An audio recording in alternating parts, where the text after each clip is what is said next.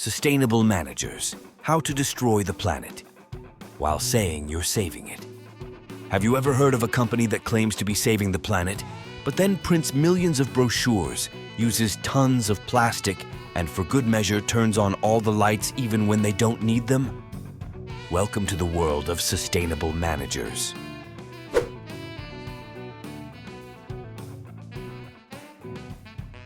Imagine a CEO who, with a dazzling smile, announces his company's new green initiative.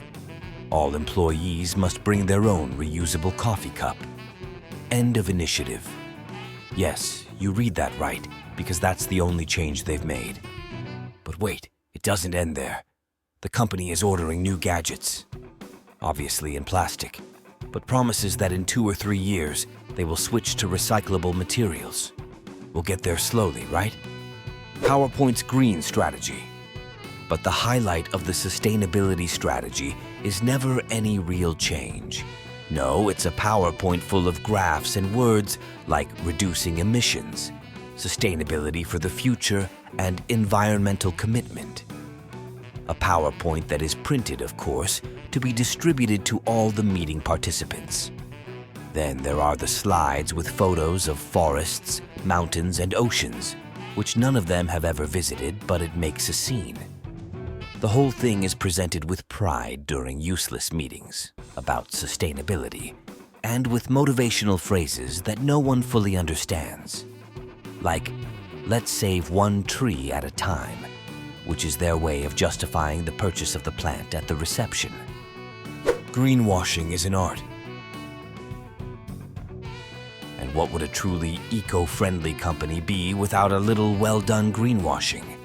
Here are the sustainable managers ready to paint their practices green, literally and metaphorically. They launch a new line of biodegradable products that actually decompose in about 200 years, unlike the normal 500. Wow. But who looks at the details? The average customer reads biodegradable and thinks they are saving the planet by buying a bottle a week. For our managers, however, green is not enough. They must be super green. They invest thousands in advertising campaigns that show a city in bloom and very clean. Too bad that that scene belongs to a forest that they accidentally deforested last year. The initiative, Plant a Tree. Another gem of corporate sustainability. The famous initiative, Plant a Tree for every product sold. How wonderful, right? Then it turns out that the sapling in question was planted in the distant Amazon, but only after signing a contract for maintenance work. That is, someone who will take care of keeping it alive until the end of the advertising campaign. Usually, unfortunately, the sapling doesn't survive the first month of drought. Meanwhile, the company is gushing about itself on social media. Thanks to our customers, we've planted 100,000 trees. But no one knows that about 99,500 didn't make it. No problem. The important thing is to appear sustainable. Sustainable. Offices and meetings that heat up the planet. Sustainable managers can only live in eco-friendly offices where every desk has at least 3 mini-waste bins.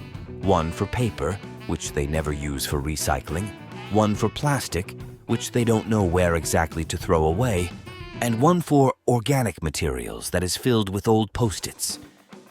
What about meetings?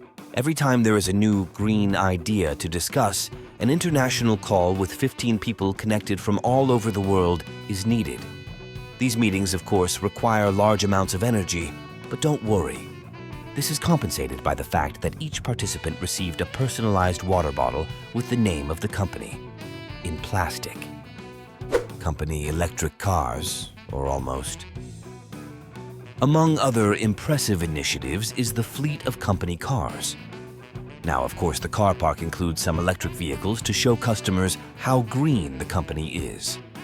Too bad there are only 3 electric cars, one of which is used to give tours to impressionable journalists and influencers. The other employees? They continue to drive around in SUVs that consume more fuel than a plane taking off. Sustainability. Green hoodies for everyone. Finally, the icing on the cake. company sweatshirts. During the last quarterly meeting, each employee receives a green sweatshirt with the company logo, a symbol of their commitment to the environment. It doesn't matter if the sweatshirt is made of polyester, dyed with polluting processes, and arrives wrapped in 2 layers of plastic. But our managers are proud to say that this is a sustainable company. After all, it's not so much about actually saving the planet as it is about looking like you've tried.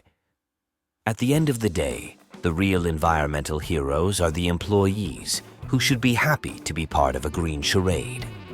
The sustainability mission. And so, the cycle repeats. Ridiculous plans, ambitious promises, and no real results. The important thing is that everything seems green, that everyone is convinced that the company is doing its part. Because remember, sustainability is not a goal, but an exercise in style, at least for sustainable managers.